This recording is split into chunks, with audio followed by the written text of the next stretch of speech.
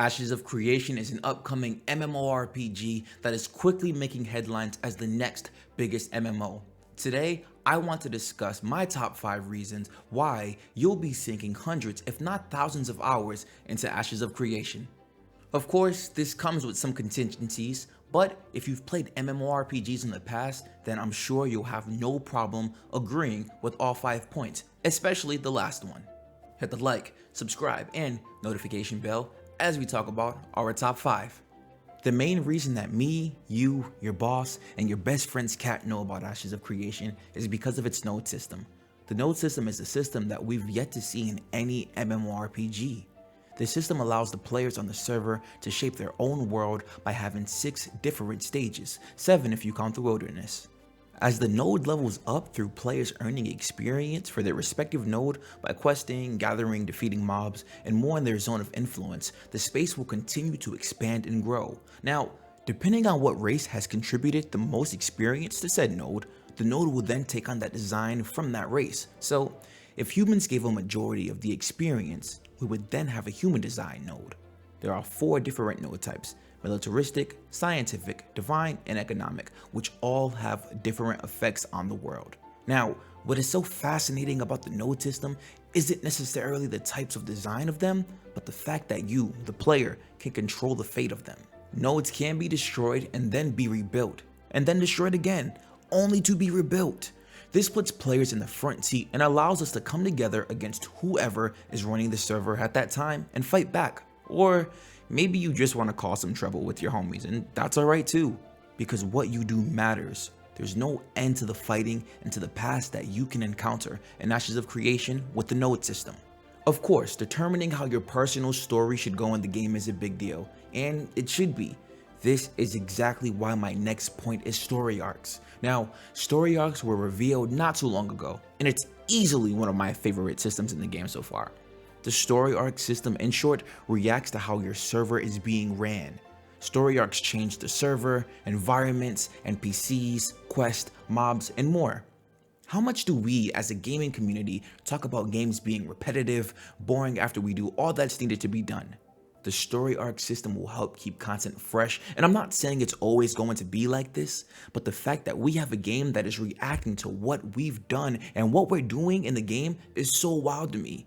We have so many chances to do certain pieces of content differently, and these are just the smaller story arcs. There are bigger story arcs that will progress the server forward, and you can have a say in that as well.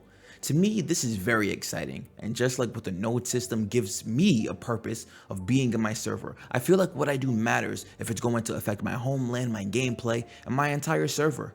Story arcs in themselves unlock other smaller pieces of content that can be explored as well, such as the constellation system, which gives you even more to do, especially if you're trying to empower certain abilities or items, because that is an effect of the constellation system.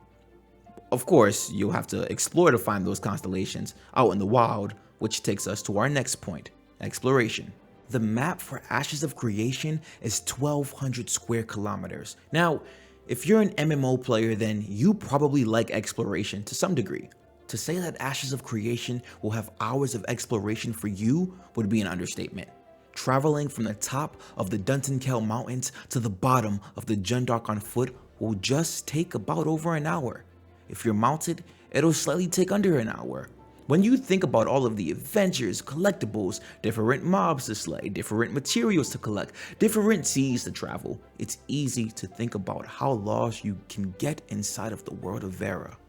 An area that isn't talked about much is the Underrealm. Now, the Underrealm is the space of the Tolnar in short. This houses its own 100 square kilometers that's separate from the 1,200 square kilometers. So again, there's even more exploration, lore, and adventures to be had in this world. With an ever-changing node system, story arcs that can change the experiences you have on your server, and a big map to house all of this, who do you do this with? You're going to have to make friends if you don't already have any in Ashes of Creation.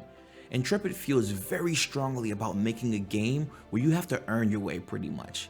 Making friends is going to aid you greatly in Ashes of Creation, as it's going to allow you to actually get the content done. Now, there is a place for solo players, but Group play, the social aspect of MMORPGs, is what Intrepid is trying to bring back. A lot of players today complain that MMOs aren't true MMOs, just a glorified multiplayer world that's focusing on the single player. Everyone has a voice and everyone can have an impact in Ashes of Creation, but that's going to require you to step out of that shell. If you think back on some of the older MMOs and when they were in their glory days, making friends wasn't only an essential part of the game, you actually wanted to make new friends. Most people want to play alone now. Making new friends will allow you to immerse yourself in this world even further and contribute even more to your newfound home. Your average MMO player grew up in a time when there weren't any cash shop gimmicks, pay to win, or any of that. And this is one, if not the biggest point here. Ashes of Creation will not feature any pay to win. There's a cosmetic shop currently where you can buy cosmetics, but that's literally it. There's no advantage in buying these items. With a lot of MMOs today, we happen to face a lot of pay to win, and I think companies take advantage of this simply because they know the players care.